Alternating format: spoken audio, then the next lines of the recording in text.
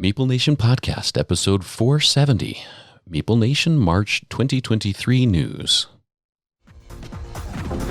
It's that time again to gather friends and family and visit Meeple Nation.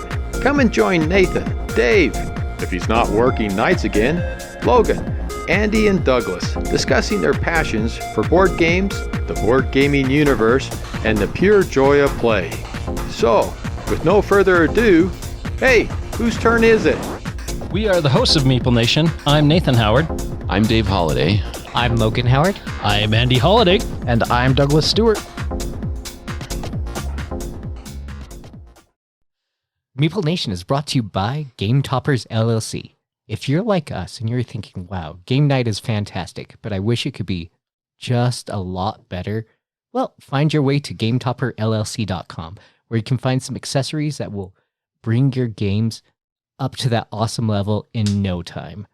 From their fancy mats to the actual game toppers themselves, if you just needed a table to, I don't know, go to a convention and just set it up with the leg kit, you can do all of that with everything found at Game Toppers LLC. .com. Oh, sorry, .com. Welcome to Meeple Nation. We actually have all five of us here tonight. I know. I really hope that this is the episode where Dave Bremer is going to have the, if Logan's not at work tonight. Speaking of Dave Bremer, though, we'd like to thank Dave for taking up the challenge of changing our intro for us. Dave is our good werewolf friend, and we'd like to thank him for his support and his time that he put forth to record us an intro for us that we're going to stick with for some time, I think. I love the new intro. Yeah, absolutely. So if you like the new intro, you might also like what we have on our website. Click on over to meeplenation.com and check out our bios. We have links to all of our episodes. We have photos, blogs, and we have a link to our Patreon page. If you like what we do and would like to hear more and help us out with improving the podcast, we would very much appreciate any help you could send our way. Click on that Patreon link, head over there and help us out. Oh, I hate this part. Give us all your money. Alms for the poor. So click on that link and head on over to Patreon. Once again, we appreciate any help that you can send to the podcast. Also, if you have any comments or questions or just want to reach out to us, send us an email at meeplenation@gmail.com. We would love to hear from you. And speaking of Patreon, we would like to send a special thanks out to Monique for becoming a patron. Thank you, Monique. We appreciate the help that you're sending. I hate this part. Thank you so much, Monique. That's awesome. We really, really, really appreciate it. That was 3 Reelays. Thank you, Monique. Yes, thank you, Monique. Thank you, money. Thank you. Way to pull a Logan. Yes, thank you so much, Monique. Yes, we're way excited, Monique, to have you as part of the Patreon group. Well, this week we are talking about March news. And I, for one, am super excited about this episode because we finally get to talk about Spring SaltCon. And what a convention it was. We wanted to do it last time, the week before, so we didn't have time to edit before, so we had to save it for the next month. SaltCon was the first weekend in March, and it was epic. Get a little closer. And get a little closer. Air it extra dry. Do you think SaltCon is going to make anyone's list of highlights? It might make a few of ours anyway. Since there's a whole section of the highlights called SaltCon, I'm pretty sure. I mean, I was actually able to be there, so there's that. That was a plus. So without any preamble at all whatsoever, let's jump right in. So one of my highlights from SaltCon this year was getting to teach Millie Fiore. This is a newer Reiner Knizia game, and I got to teach this, let's see, 4 different times at the convention. Really easy to teach, but I think packs a lot of punch and was a really fun game. I don't know anybody who I taught it to who didn't have a great time playing it. Really cool game. You've got all these little acrylic diamond pieces and you're placing them out onto the board. So when it comes to your turn, you're just taking one, you're going to place it, and then you're going to trigger just a whole bunch of combos depending on where you place it and the timing of when you place it.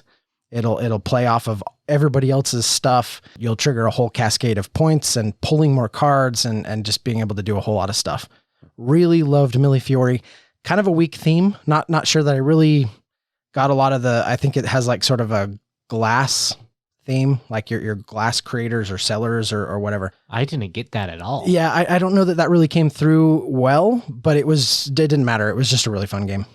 I really liked the fact that there were so many ways to score points in that. I mean, everything you're doing is scoring points, but there's no real clear, oh, I have to do this in order to score enough points to win. And I love games like that where there are so many paths to victory and there's no, you have to do this one thing. Honestly, that I didn't feel that way with any of it. There were things I completely ignored, still did well. I don't even remember if I won the game I played of it, but I remember it was a lot of fun. Wouldn't cry at all if it ever made it to the table again. Yeah, I'm very much looking forward to playing that again and again. And one that I'm looking forward to playing with my wife. That is a game that she will very much enjoy. I bet Cheryl would really like this game. I just remember Amberly being very upset. Well, that's because you were at the table, Logan. It often happens. That's why I've been stepping away. I think it has a fairly high replayability too, just because there's so much you can do and different things you can try and combinations that you can go for. It's a great design.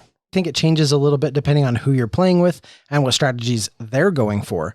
This isn't one of those games where you necessarily have to be constantly watching what other players do, but you do need to be aware of the board state, because if another player is about to set up a really big combo, you may want to pivot to block them or to decrease the number of points they can get from that combo, or better yet, try to place so that you can also capitalize on points that they're going to score, which I really like that about it. I like that dynamic. I loved that there was so many options for scoring. I mean, you might have felt that you were behind in some things, but you were doing well in other things, and you were able to stay in sync with that, at least along the scoring track anyways, even though that you felt like you were falling behind in other sections. You could still stay ahead in other sections. Taught it a bunch of times. I think everybody really enjoyed it. That was a big hit at the convention. Nathan, what was one of your highlights? My biggest highlight was we got to play a game that I failed to back on Kickstarter and have been desperately seeking on the internet to get, and this game is Feed the Kraken. I had ordered a copy from Miniature Market because they were one of the few places that had one, paired it with another game that wasn't released yet, and they shipped them together. I waited and waited and waited, planning to have it before SaltCon, didn't have it, was planning to host the game, didn't have it, so I couldn't host the game. Ironically enough, it showed up 2 days ago. And I had ordered it months ago. Feed the Kraken was an amazing game. I was so glad that our friend Claudine from Hug had picked up that. We played with their deluxe copy, which is far superior than the regular copy, but I am still very pleased to have my copy of it. But Feed the Kraken is a great team hidden role game. You're the pirates or cultists, and you're trying to navigate the ship, gravitate the ship to one of those harbors that is either going to hit to the loyal sailors or to the pirates, or if you're the cultists, you want to navigate the ship straight up in between those two ports, or get yourself thrown off the ship. I thought I had it perfect that I was going to be thrown off the ship because I was the cult leader. You can't throw yourself off the ship, so that was a bummer. I was like, we got this. I'm down. I'm going to throw myself overboard. But since I was the captain can't throw themselves overboard, which was a bummer. But Feed the Kraken, a superior hidden role game. Ton of fun. We played it. I think we played it 3 times, at least 2 times. I'm very much looking forward to playing again. We'll be playing it again at Meeple at the end of this weekend, or at the end of this month. Very much excited about this game and very anxious to play it over and over again. It looked like you guys were having a lot of fun on the table over there. I felt bad I wasn't able to join you for this one. There was a lot of snow falling at the time, and part of my full-time job responsibilities involved snow removal. So I had to sneak off and push some snow for a little bit and missed that one, but next time for sure. Sounds like an awesome game. It was a blast. I was really excited this SaltCon. It seems every year my wife gets a little more excited to come and join the fun, and so she came. But maybe even more than that, Jack, my 14-year-old, he is getting more and more excited all the time. He actually was very involved. It wasn't with me or with Adrian, kind of off on his own with other groups and just getting invited to play over here or, volunteering to jump into a game. And we signed him up for a couple of events. He had a really, really good time. Now, correct me, did he win one of the games? I seem to remember him with one of the rewards that we had. Yes. I know he was in the Tiny Epic Dungeons game. He walked away with one of those giant minis. I don't know. Can I call it a mini? It wasn't a full-size Minotaur, so yes. Okay. Quite the weekend for holiday children because Sierra won a game too. It was her new favorite game. Not only did Sierra win, but she played one of the games we hosted, and it was Twilight Inscription. She was happy that she won. But that wasn't what excited her the most. What excited her the most was the fact that she beat my top score. And when I told her that, Nice. Yeah, she was beaming. All of a sudden, it's now her favorite game, which thrills me because I love Twilight Inscription, and the fact that one of my kids is like, yeah, that's my favorite game. But I think it also helped that she was at the table with a bunch of men and worked them a little bit. Yeah, she mopped the floor with a table full of men and beat the high score. Yeah, that I can see that becoming her new favorite game. That's awesome. And she took a page out of Amara's book and bought it for her own personal collection, even though you own it in the home. I did not know that part, so that is very important. That is correct. That's wonderful. I love that. Logan, do you have any highlights you want to share? Yes, besides actually showing up, that should just be a highlight all on its own. I had several days. I thought I was going to have to work that Saturday for a while. Turns out I didn't, so that was like another special surprise. Blood on the Clock Tower. It's the second time that we've done it at a SaltCon. I thought it was fantastic. It was a great experience. It's so much different from Werewolf, where everything's just kind of static, chaotic, with all over the place. There's lies being told back and forth, secret cabals, like all sorts of things going on in that game. So I thoroughly enjoy Blood on the Clock Tower. Did any of you guys play that one besides Logan? I didn't. I didn't get a chance to play that either. I think my top highlight, I had a lot of highlights for SaltCon, but I think my favorite SaltCon moment for SaltCon Spring of 2023 was Whistle Mountain with Nathan, Julie, and Monique. Julie did a great job teaching the game to us. It was really just a unique game. You're trying to save your people as the water rises and trying to build the structure up, score points. And Doug, I know you have a copy, an unopened copy of this on your shelf of shame. New and Shrink. Yep. That needs to get to the table. So maybe for Hug a MeepleCon, we can convince Julie to reteach that because she really did do a great job with the teach. Well, with the exception of the fact that she won, but she almost did a really good job with the teach. I forgot that Hug rule is if you teach the game and win, you're a really crappy teacher. I played this with Julie, Claudine, and Richie, maybe? I don't remember who. Somebody at one of our previous Hug 'em Meeple cons. I thought it was a fantastic game too. It has thumbs up all around, Doug, so that one's going to be good once you finally pull it off the shelf. Awesome. Especially because I think it was on your coal pile at one point, was it not? I was considering it. I have some New and Shrink stuff that I look at it and I'm like, I don't know if I'm ever going to get to that. And so sometimes I'll sell stuff without really doing too much research or my due diligence and finding out whether it's a good game just because of time constraints. But I was glad that you guys liked it. It came right off the coal pile. It's now just sitting in Shrink. So it's getting there. It's closer to the table. It's closer to the table, one step closer. One of my highlights was just teaching games at SaltCon. I taught The Hunger and I taught Endless Winter, Paleo Americans. I think what made that uniquely fun is first of all, the Hug ladies were there and they were awesome. Julie and Claudine were there for Endless Winter. And both of them plus Monique were there for The Hunger. They're just fun to have at the table no matter what. Also met a couple new friends, joined a bunch of games that we had hosted. Greg has started coming to some of our regular game nights. Just an outstanding guy. Got to meet him, teach him some games. Really had a great time teaching and playing all of those games. The one disappointment, though, was Revive. We go back to games not showing up in time, Nathan. I had Revive on there and I was really excited to run Revive. It was supposed to come in December and then it was supposed to come in January and then it was supposed to come in February and then it didn't come before the convention. So we had to cancel that, but we did play Lost Ruins of Arnak instead. Grabbed Richie and Will, and you were there, right, Dave? Yes, I was. Yeah. And that we threw in Expedition Leaders and that was a really fun game as well. So just kind of those running events in general, teaching games, meeting new people, especially playing with the Hug ladies. Fantastic. It was awesome. Please tell me Revive showed up 2 days ago, because that would be great. I got the shipping notification for it 2 days ago. Hey, 2 days ago. Nice. One of my favorite highlights of SaltCon came after SaltCon because I received an email from Greg that you mentioned that wanted to apply to be part of our group.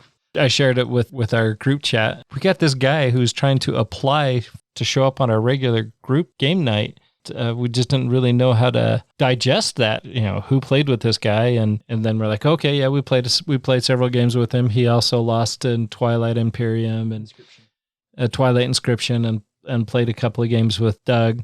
But yeah, so we went through this, I'm going to use my air quotes here, big air quotes. We went through this interview process to allow Greg to join our group. But Greg has turned out to be great. We're happy to have him join us on our regular game nights. It was a full-blown background check. I mean, you had to make sure we knew what we were getting into. And we all approved it. My wife is an HR manager, so if we need an official application process, I can put her on that. Yeah, maybe.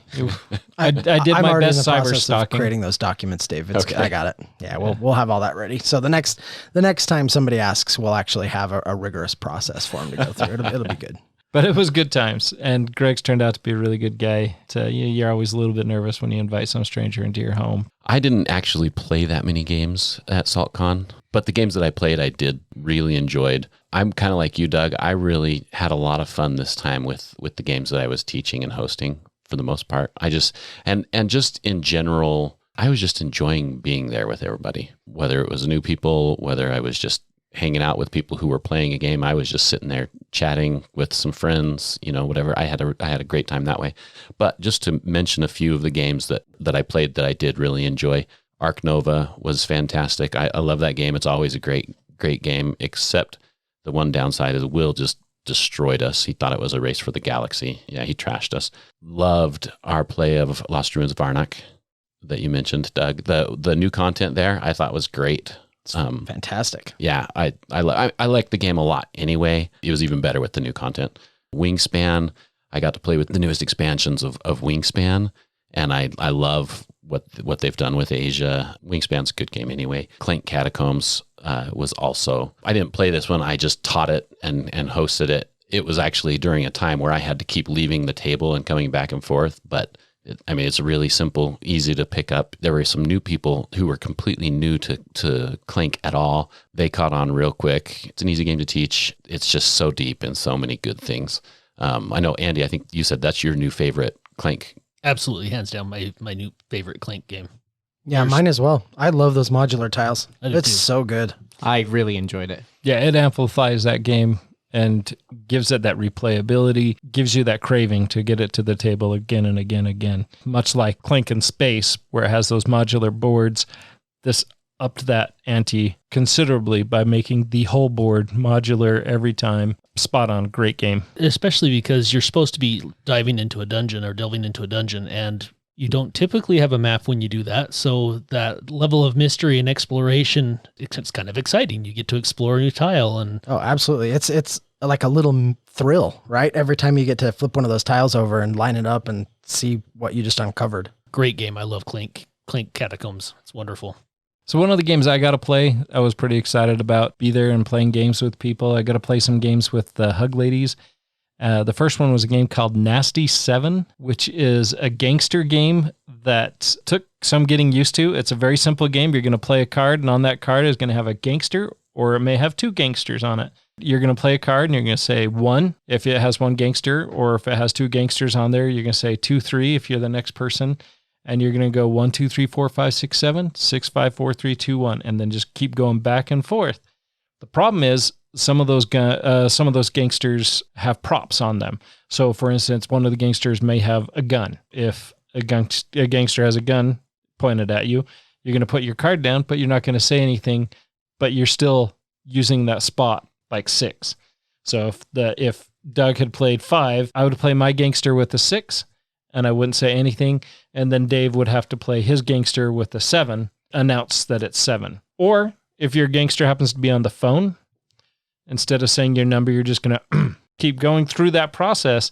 Pretty simple to go 1, 2, 3, 4, 5, 6, 7, 6, 5, 4, 3, 2, 1 until you're trying to do it quickly and remember all your motions, where the is and where the silence is. Keep track of all that. Because if you mess up and you say the wrong number, or you say a number when you're supposed to be silent, or you're on the phone, You have to draw all the cards that are in the play area.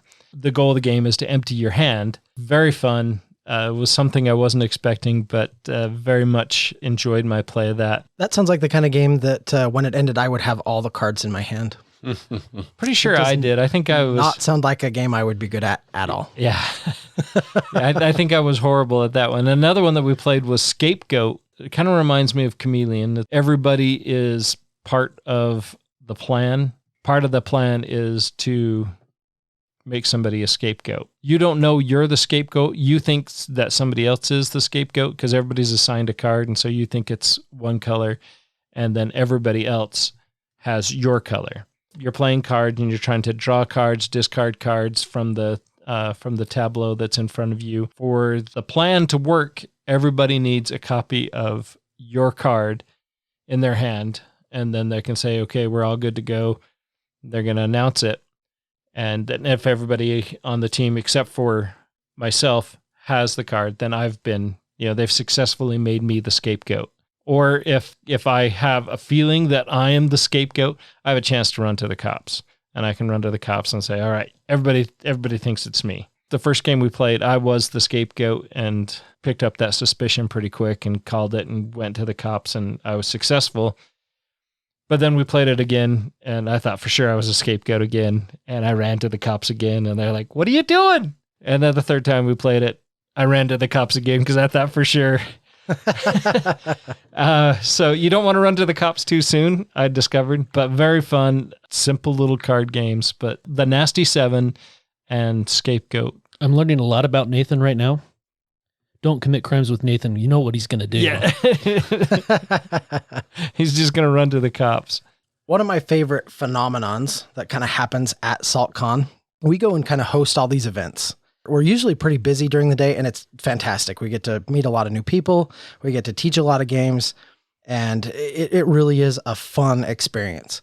But toward the evening, the hosted games are done. We've got the 2 game toppers sitting there. Things are dying down a little bit, and we all kind of turn to each other and go, okay, what do we want to play? So a little later, it's kind of the last, button the night up kind of game. Traditionally, with every SaltCon, those are when we get some of my favorite games to the table, and we just kind of play as a group. Well, this year was no different. One night we got to play Wonderland's War, which I don't get to play nearly as much as I would like. I absolutely love Wonderland's War.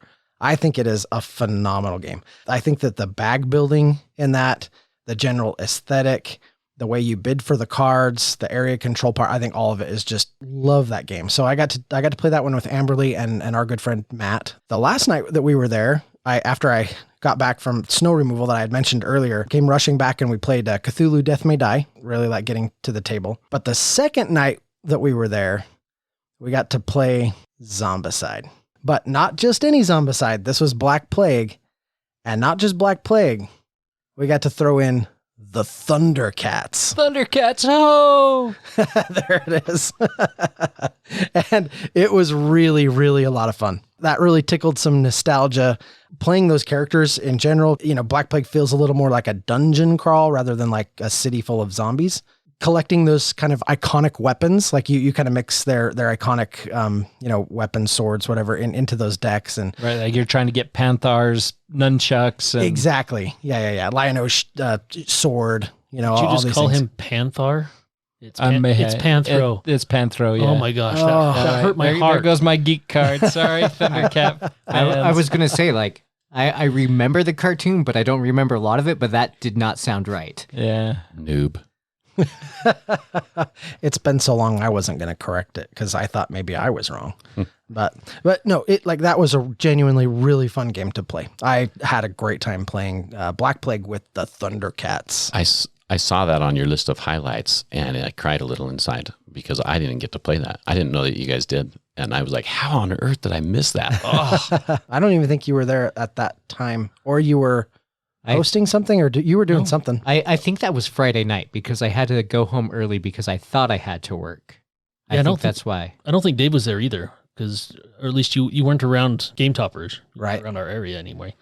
But yeah, that was on my highlights too. Zombicide Black Plague with the Thundercats. Oh yeah, that was fun, and I had been looking forward ever since I picked up the Thundercats, I ordered the Thundercats before I actually ordered a game that would accommodate the Thundercats. So, So you ordered the Thundercats, and then you had to go and order Black Plague. yes, that's exactly how it happened.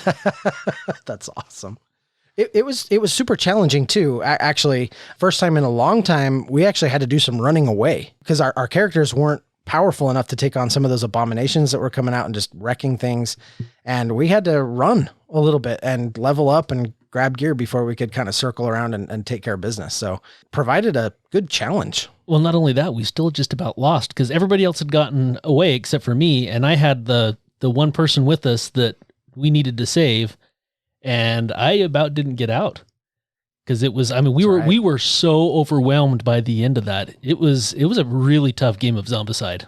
It was different than when we'd played with the Presidents Big and time. any other time that it just kind of felt like a Doom video game, right? Where you're just out there killing things. Where this one, it felt there was panic. There was a need to run away, and there was a need to be fearful and not just run in and we're going to survive. I think my last highlight for SaltCon was Werewolf. And I missed Werewolf. I was so upset. Yeah, it was the first time we hosted it on Saturday night because normally we do it earlier in the week. And so then we're like, who is actually going to show up? Nathan's like, I don't know if anyone's going to show up. We only had so many people sign up.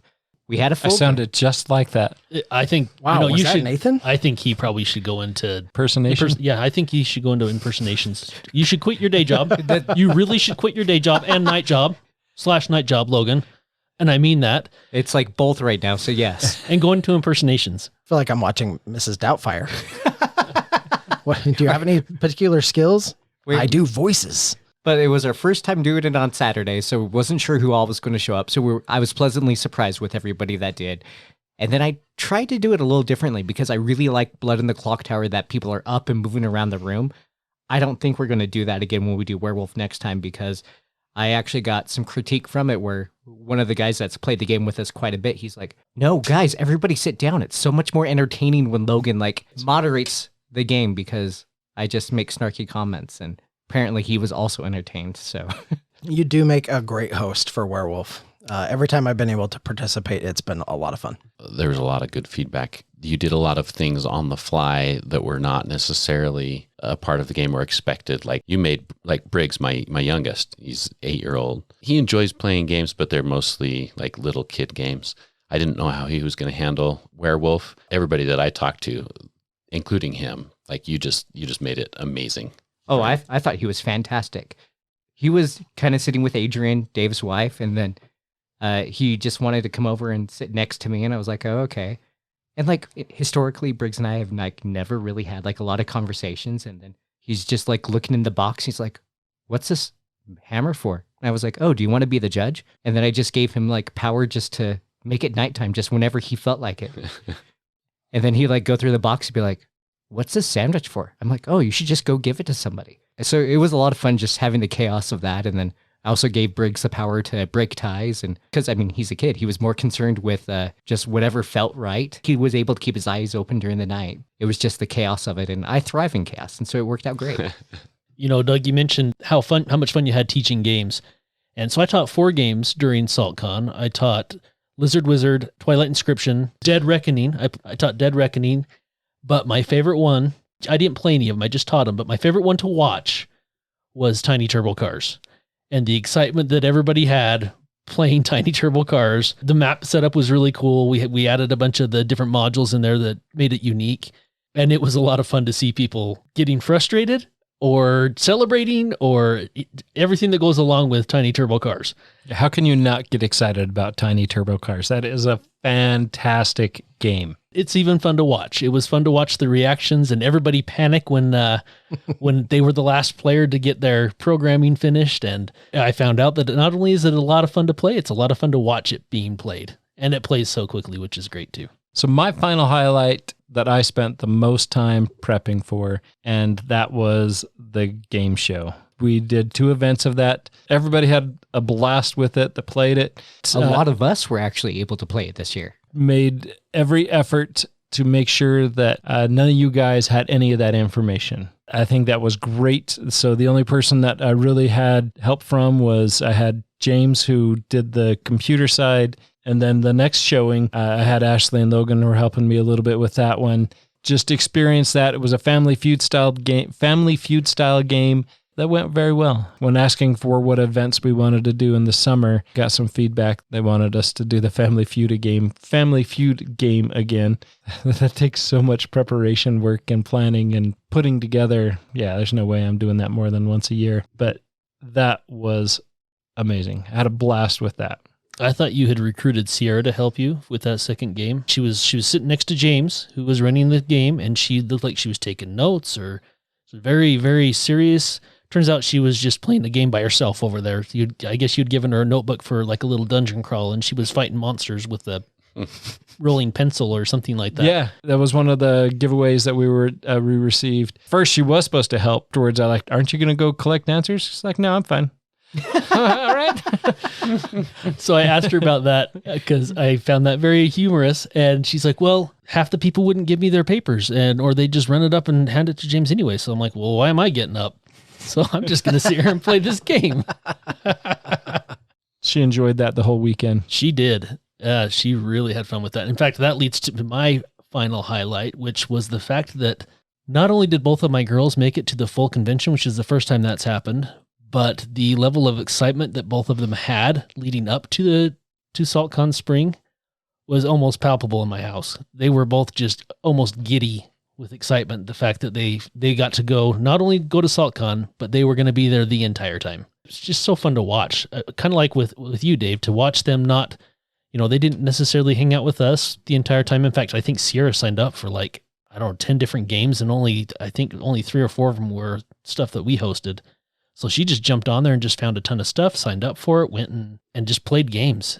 I absolutely loved it. Sometimes I didn't know where the heck they were. I just knew they were probably having fun, and sure enough, they were. It was great. Fun. I did get my wife to show up for an hour, and she played one game. She quickly ducked out because we had kind of a floating ticket because somebody wasn't going to be there all the time. And so she was using James' ticket for one evening. She made the comment that she's like, okay, for summer, I need my own ticket. So I'm pretty excited about that. Oh, that's great. Yeah, that's awesome.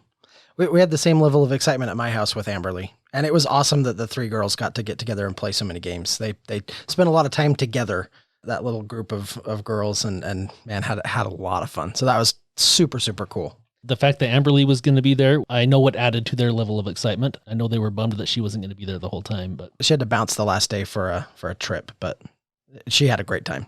All right. Any more highlights from SaltCon, or are we going to talk about the rest of the month? Yeah, we got to talk about the rest of the month because there's some good stuff happening. So I'm going to go first. I'm super excited. Cheryl and I been playing a lot of Hanabi, and we scored a perfect game of Hanabi. It took several losses to get to that point, finding a pattern to provide certain information and what it means when I'm told there's a color. Or I think the key to winning Hanabi and achieving that perfect game is continual play with one person so that you get used to the clues that they're giving and how to process that information to make it more useful information. Perfect game is 25. We've also scored 24. Just last night, I had 23, but I botched it, and we lost. I had misplayed a card. To have a perfect game of 25 and to have another one of 24, feeling pretty good about that. Speaking of, doing your best, one of my highlights for the month is I had my best game of A Feast for Odin. Like, if you've listened to the podcast for long, I love this game, but I've said nearly every time we talk about it, I don't think I'll ever be good at it. Which is not true. I actually took second place, and I was pretty close to first, if I remember right. Really just a couple of points off. We've played that a bunch, and I love it, and I was just excited to get my new high score. I want to interject just really quick. We played Ticket to Ride, my wife. She got her high score of 150, but my score, -6. Wow. How in the world? How'd you get a negative score? Wow. I kept claiming tickets to try to make connections. I had made some paths, and so I would draw cards, and I kept drawing high cards, and there was no way for me to complete it. And you have to keep one. And the more I tried to dig myself out, the deeper I dug that hole. Deeper you got. So yeah, That's Corey a felt real bad. analogy for life in there. Yeah. Corey felt bad about scoring 28 points and the rest of us had 100 and something. But yeah, 150 to -6. Wow. That's epic. Yeah. I have to say. Wow. Epic fail. Epic fail. I may come close to that on one of our current games that we have online right now. I was going to say, actually, I shouldn't laugh too hard because my turn will come. Several highlights, but I have 2 highlights that are my favorite highlights for the month. My first one is Nathan introduced me to Galaxy Trucker. What a riot that was. I love this game. I thoroughly enjoyed it. Had I known that you had that on the shelf and that's what it was, my goodness, we would have played that forever ago. So how does that rate to Tiny Turbo Cars? Oh, it's right up there. Right, even with Tiny Turbo Cars. Oh, you guys are saying Galaxy Trucker and Tiny Turbo Cars in the same sentence? Oh my gosh. Wow. Okay. very well, fun. then I need to play Galaxy Trucker. It is awesome. I thoroughly enjoyed it. My second favorite highlight was our play of Foundations of Rome at Doug's house, and that was mostly because I got Doug to swear at me. Stop it. Oh, that sounds familiar. Was this BryceCon? No, but he really did. Takes me off every single time. I was glad because we got Lydia to play. That's true. But the fact that I came back and got Doug and made Doug lose, and as often as Doug kicks my butt in games and he's like, oh, sweet, sweet music. Yeah, that payback felt really good. Andy does this thing where all game long, he's just like, oh, I'm not doing very good. Oh, this isn't going my way. My plan's not coming together. Oh, look at Doug over there. He's doing so good. And he just tries to shift the blame. Actually, and shift everyone's focus, and everyone's buying the properties. And I keep getting just hosed out of all these really great properties because I keep snapping them up. And then at the end of the game, when it comes time to tally the scores, guess who comes out on top? It's always Andy. Actually, Nathan was doing that more than I was. So I'm just throwing that out there. Nathan was like, oh, Doug's going to kill us. Doug's going to kill us. He's doing it now. He's doing it right now. He's trying to shift. Preparation. Shift it to somebody else. Preparation. Like, This is that's all I Andy's hear. MO. Oh my goodness. That was a fun game though. Yeah, and Lydia played it with us. Thoroughly enjoy Foundations of Rome every time we get it to the table. I think she really liked it. Great game. Has such an amazing table presence. It really does. Especially the copy Doug has that has the wash on it, the sun drop on it. Oh my gosh, it is a gorgeous game. And it's not as intimidating as you think when he breaks out the box. You're right. Yeah, it's a huge box, and you're like, okay. Yeah, Cheryl would say that's way too big to play. Seriously, rules teach 5 minutes.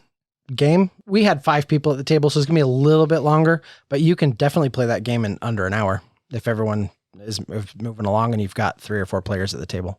I really like Foundations of Rome. One of my highlights / mistakes for the month was I made the mistake of downloading the Dominion app onto my tablet, and man, I forgot how good Dominion is. I mean, we busted this out at Andy's house a few game nights ago, and it kind of put the bug in me to get Dominion played a little bit more. So I downloaded the app and just started playing against the AI. I was sitting on the couch, and like 30 games later, I'm still sitting on the couch like at 1 a.m, looking at the clock like, what am I doing? I got to go to bed. This is ridiculous. I even went in and bought a couple of the like expansions and mixed those in and stuff. And Dominion's just good. It really is. It's a great game. I think it's older. I think people letting other games fill the Dominion spot in their collections. They kind of write off Dominion. Yeah, and I really don't think they should. I still think Dominion is a fantastic deck builder. It really is. It's kind of king of the deck builders in so many ways. It's just a great game, and that app is phenomenal. I'm going to have to see what app you're using because I had an app for Dominion years ago. Yeah, me too. The same one. It was so garbage. No. This is brand new. It's new, and it's super streamlined. It's excellent. Like seriously, phenomenal. I shouldn't say it was garbage. It was garbage. fine. It worked, but it was just the AI. It was just too easy. You know what I mean? There was no challenge at all. So I was beating the easy AI, no problem. So I clicked it up to medium, and I was getting trounced every single time. Which isn't saying much about me as a player, so I'm a little hesitant to say that because it also has a hard AI. But like, no, they did a great job, and it is challenging. Cool. It's probably the app that Apple had before, and they just moved it over to the other platforms. Oh, really? So I've just installed it on my phone. That might be a huge mistake. Again, I downloaded it on my tablet with the bigger screen and just played it lounging on the couch and lost like 4 hours of my life. So it was really good. Great app. Lost or enhanced? See, I like to think of it as grinding for XP. So yeah, no, it was good. It was good. If he'd been sitting at a Mycroft, then it would have been enhanced for sure. That I is see what true. you did there. That is true. Good point, Dave. So one of my highlights is I was able to come back to Thursday game night, and Ashley was actually there. Played a few games, and we played Ohanami. They like kept passing me pink cards, and I like even said like, "Why you guys keep passing me pink cards?" Oh well, you know, you're gonna regret this. I got max points from my pink cards, and we're going through, we're calculating points, and they got to like 100 and something points, and I was like, "Yeah, I got that many points in just my pink cards." And they're like, "Oh." Yeah, it was me, Ashley, and Amara. Hopefully next time they've learned.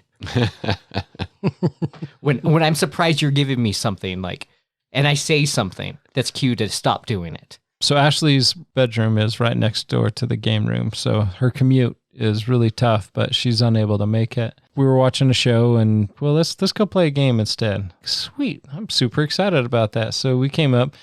She picked a game, Raiders of the North Sea, which is a game I haven't played in a long time. I really enjoy that game. We played that the next night. This was after the night that we'd played Foundations of Rome at Doug's house, because after you guys all left, Doug and I played a quick game of Star Wars deck building game. And I got to tell you, this game is It's so good. out of here. It's really good. amazing.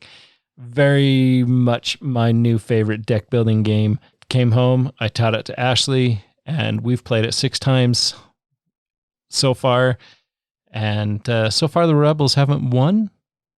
Seems to be an Empire-heavy game, but that could just be us. Empire has the Death Star. The game is all about getting those capital ships to protect your base. But the Star Wars deck building game, phenomenal. I can't wait to try it. Well, you're going to have to fight Ashley for my table space. Yeah, I've been able to play this. Brigham and I have sat down and played this a number of times and absolutely love it. It's great. Super, super good. One other thing that happened to me this month is I sat down, I'd finally gotten the game room cleaned up, and I looked over at my shelf of shame, and I thought, okay, I'm going to pull one of these off, and I'm going to learn it. So I went over, and I grabbed Stars of Akarios. I'm super excited for this. Yeah. And I sat down and I got it all out, got it ready, started making my way through the tutorial. So I'm reading the rules and I'm kind of playing through the tutorial. You know, there's that moment when you're learning a game and everything kind of clicks. So it all kind of clicked. The tutorial kind of leads you into the prologue, and then you play through a prologue and then you hit the campaign proper. 3 or 4 acts to the campaign. I sat down with the intent to just learn the game, ended up playing through the entire prologue. Stars of Akarios is really phenomenal. And, you know, you can kind of think Gloomhaven in space, and people who compare it to Gloomhaven, I can totally see why it shares a lot of similar mechanisms, but you turn that sort of dungeon crawl combat into a space dogfight with spaceships, right? And it is just so fun. It also has some planetary exploration elements. So you actually land your ships, get out, and your pilots go and explore some ruins and do some things like that. Takes that general gameplay and kicks it up a notch. And boy, I just had so much fun. Fight after fight after fight. And I just kept moving along, and it was just having so much fun. Really great story. Decent app. It's still kind of in development, but they do have an app that narrates a lot of the stuff. And that was fairly well done. So that was kind of a +2, because you could actually have the app read to you while you were putting pieces out and setting things up, which I always really enjoy. Yeah, I think this is one people probably hear from me a lot more of in the future. I would love to get this to the table. I was excited about it when I saw it. It has a great shelf presence. Yeah. Even if it was on your shelf of shame. Apparently I'm all about the shelf presence, or maybe presents that I put on my shelf, or having presents on my shelf, or just having a shelf that holds presents. Anyways, I digress. It looked great on your shelf. I was excited to play it just from the look of it. You're talking about it. I'm very much sold on this game. Samesies. Icon is coming up. I have one final highlight. So our last Friday night game night, we had almost everybody in the group was down in southern Utah having a nice little retreat. And those of us that stayed behind had a game night. But we got Cheryl to come to game night. Oh, it was fantastic. And it was awesome. I got to teach Sheer Panic to Nathan and Cheryl. It seemed like Cheryl had fun with it. She had a blast. Logan and I moved over and got completely wiped off the board with Nemesis. With Nemesis. I mean, that was the shortest game of Nemesis I've ever played or seen. I think it took us, 20 minutes? Yeah, it took like twice the time to set up and refresh on rules, make sure we were ready, and then we lost. Like, it was awesome. We didn't just lose, we lost hard. It was bad. Yeah, I can't remember what we were playing on the other table, but they finished Nemesis before we finished. What was it? Well, one of my highlights was I was going through my Nemesis stuff and sleeving things. I bought a few promo cards on BGG that I didn't have before. By the way, Doug, I have those at home for you. And I found that they have a campaign. More excuses to hopefully get it to the table more. I'll say this, with all the content you have, it definitely makes a fun game all the more interesting with the different characters you have and their individual decks. And even though we got worked, I still had fun. It left me wanting to explore that character more. It didn't give me quite enough time, I felt, to really get a feel for the bounty hunter, which is the character I played in the game. But yeah, I'm excited to try that again. Yeah, so you played Nemesis before we finished a game of Dice Forge. That's right. Oh, Dice Forge. wow. So you'd lost real quick. Oh, it was ridiculous how quickly we lost. That's amazing. But I am excited now that I can play Dice Forge with my wife on BGA. So did she like Dice Forge then? Yeah. Did she? Good. That's great. Well, one of the things we try to do as part of our news episodes is mention a few highlights or bring up some news items. This episode is going really long and we probably need to wrap it up, but I do have a couple of announcements that I just wanted to bring up because I'm super excited about them. First of all, Clank Legacy Season 2 was just announced. Ooh. And I can't wait. I think Clank Legacy was by far my favorite Legacy game experience. And so that they're doing a second one is really exciting to me. Also, Lost Ruins of Arnak is getting a second expansion. Introduces some new asymmetric characters and a campaign. Oh, awesome. So can't wait for those. Do any of you have any news items you wanted to bring up? I just got my copy of Dead by Daylight, and I actually read the rules last week when Nathan, Ashley, and the group that was here was finishing their game, and I'm quite excited to play that. I've never played the video game. I lack friends, so I don't play games online with people. I'm excited for the board game version of it, so I don't know how to compare, but it looks very fun. That's awesome. There's a Century Big Box that's been announced.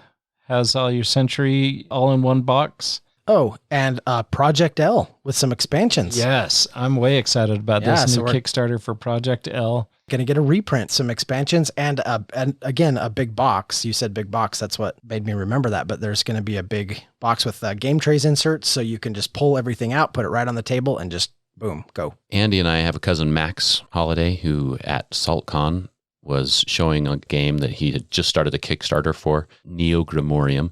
People who were playing it all loved it. He was getting a bunch of people signing up for the Kickstarter. Unfortunately, it wasn't enough, so he pulled it down. He's going to restart it.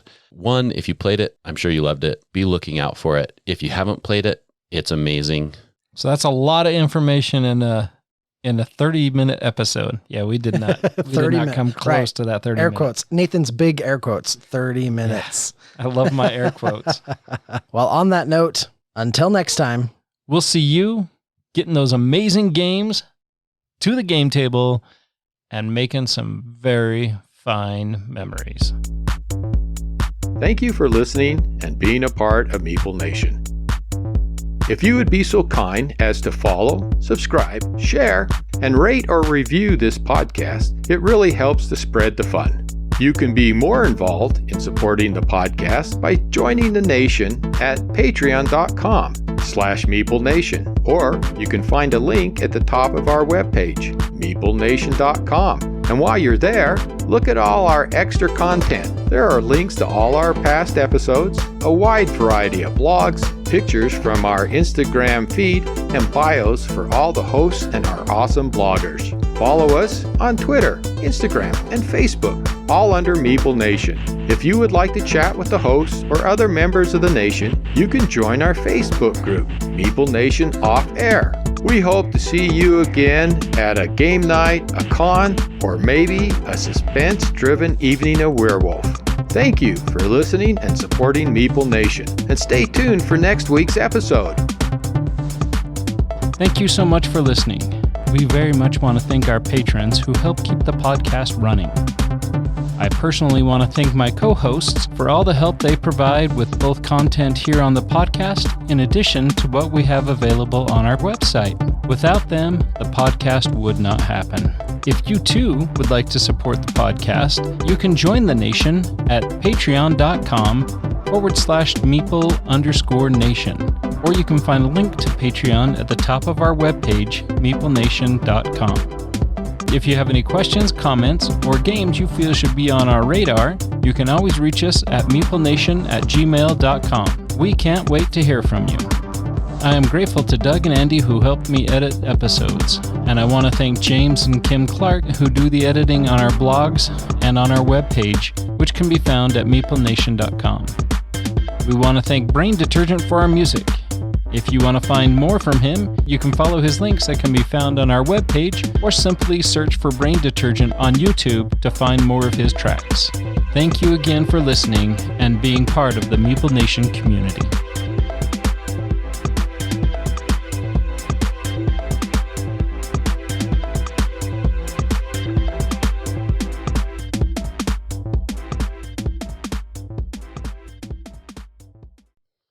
Can you guys hear it when I'm breathing like that? Yes, we can. Smelling the microphone. It's the only time I can hear it out of both ears.